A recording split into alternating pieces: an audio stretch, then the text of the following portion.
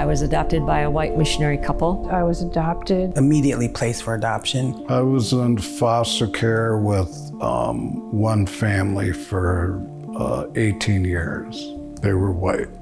My parents loved us, and I understand that, but at the same time, they took the idea that they were saving me. Saving us from ourselves. Being saved, and I should be grateful for the life that I've been given, because any child on the reservation would give anything to live as I was living. They took us away from our mom. They came marching right in and literally took us and thousands of other children from their home. It's a way to eradicate us. And to go to a nation's children is one of the sure ways to do that.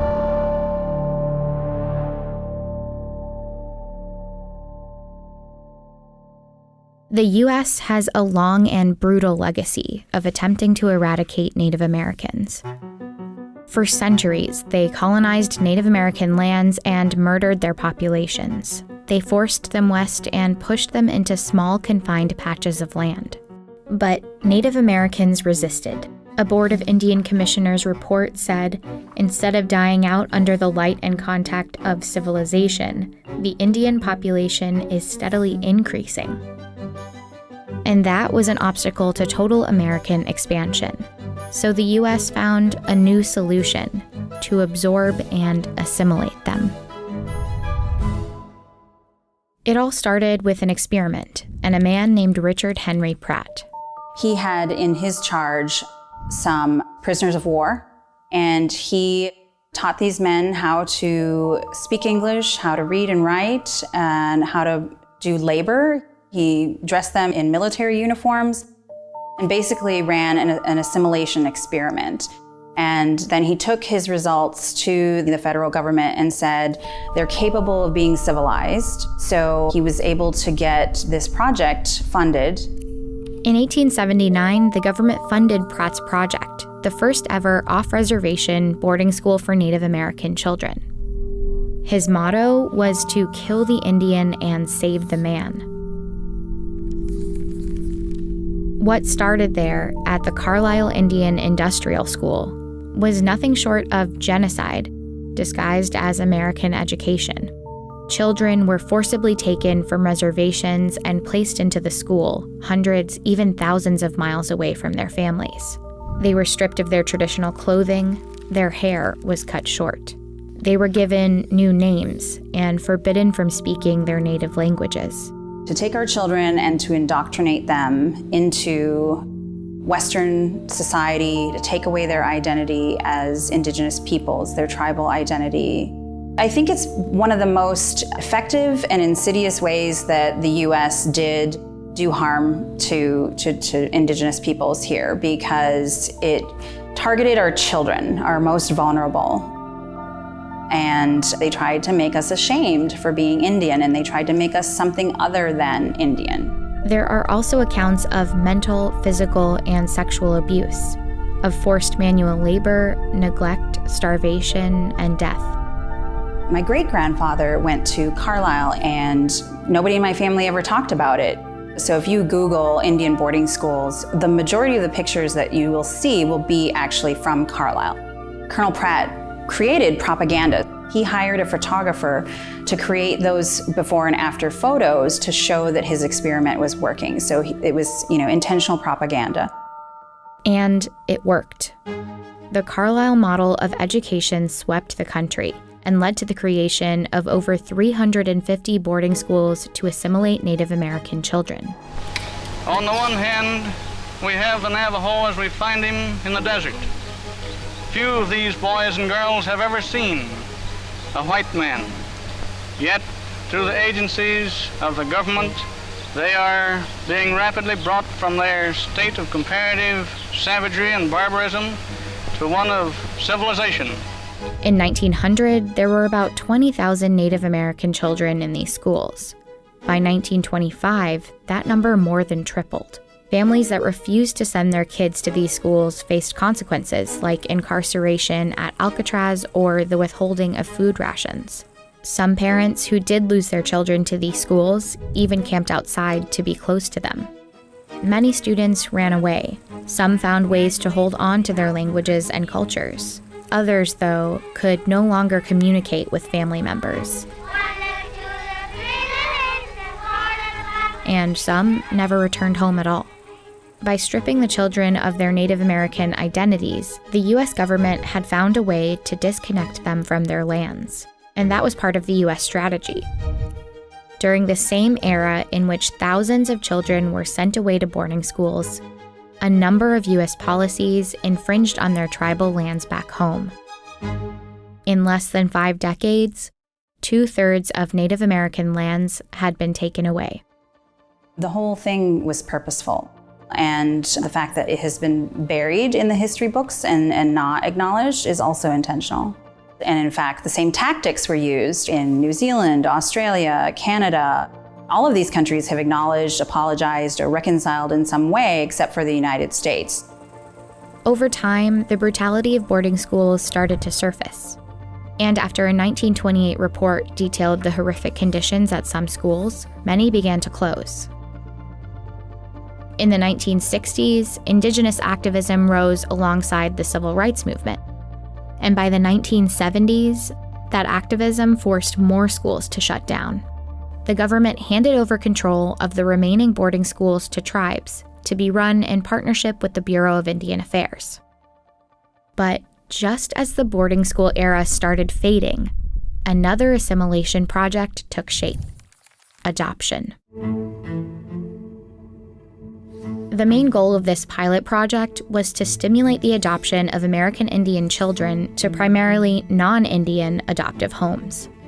They claimed it was to promote the adoption of the forgotten child, but it was essentially a continuation of the boarding school assimilation tactics. And the strategy came with a financial advantage for the government too. Adoption was cheaper than running boarding schools. But first, adoption officials had to sell white America on the idea of adopting Native American children. Feature stories like this one in Good Housekeeping marketed them to white families. They were described as unwanted, and adoption gave them a chance at new lives. In the end, their media campaign worked. White families wanted Indian adoption. But the problem was, many of these children were not orphans that nobody wanted. They were kids often ripped apart from families that wanted to keep them. You still will hear stories today of people, my age, older, saying, I remember as a child, the social worker was coming and people would hide their children. On reservations, social workers used catch-all phrases like child neglect or unfit parenting as evidence for removal. But their criteria was often questionable. Some accounts describe children being taken away for living with too many family members in the same household. An extended family is a big thing for Native people, and that means being judged for being in a house that's overcrowded. So it's always whiteness is the standard for success, and everything else is judged by that standard.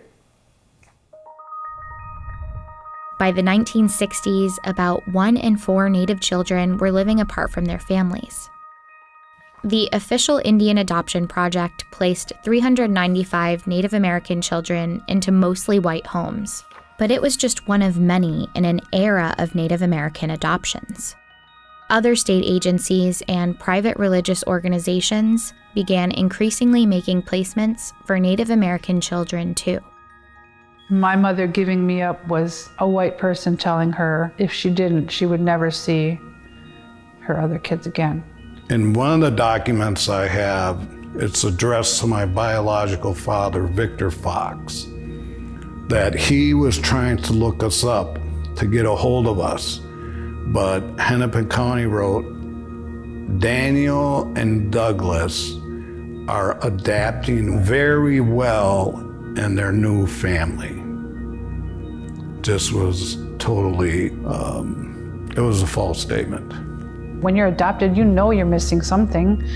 I think I've likened it to having when someone has a 500-piece puzzle and they have all the pieces to make this pretty picture except one. My adoptive mother was not well, verbally, physically, and sexually, and spiritually abusive. So by By the time I was 14, I started drinking.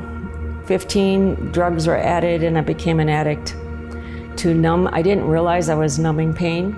I tried suicide, tried slicing my wrist one time. Children were taken and believed like I believed for a long time that there was something wrong with me versus something wrong with the system. The Indian Adoption Project was considered a success by the people who set it in motion. Officials claimed, generally speaking, we believe the Indian people have accepted the adoption of their children by Caucasian families and have been pleased to learn the protection afforded these children. But the truth was unsettling. These hearings on Indian children's welfare is now in session. Well, I was pregnant with Bobby, and the welfare kept coming over there and asking me if I'd give him up for adoption. Before he was even born? Yeah. They picked up my children and placed them in a foster home. And I think that they were abused in a foster home. 4 years after Native people organized in this Senate hearing, Congress passed the Indian Child Welfare Act, known as ICWA. It gives tribes a place at the table in court. States would be required to provide services to families to prevent removal of an Indian child. And in case removal was necessary, they would have to try to keep the child with extended family or another Native American family. Without our relatives, we cease to exist. So with Native people, part of our wealth is in our family. It's in who we're connected to. But the legacy of family separation in Native communities has been difficult to fully undo. Today, Native American children are 4 times more likely to be placed in foster care than white children, even when their families have similar presenting problems. In these cases, ICWA is often the best legal protection they have, and it's been under attack repeatedly. A young girl ripped from her foster family because of the Indian Children Welfare Act. White adoptive families intent on keeping Native American children have tried to do away with the act, and they're often backed by conservative organizations. The Indian Child Welfare Act was dealt a blow earlier this month. The subject of a lawsuit issued on Tuesday by the Goldwater Institute, arguing that preferences given to American Indian families to adopt Indian children is unconstitutional and discriminates based on race. It's a way for these industries, these very powerful industries, to try to attack what Indian identity is. Wanting to overturn ICWA is connected to everything about who we are as a nation. So if we don't have any protections for our families, and if we don't have protections for our treaties, then we have no more Indians. We've been under attack, we're going to continue to be under attack. And we have to just keep fighting. It's in our DNA to survive. We are nations that pre-exist European contact, and we are still here.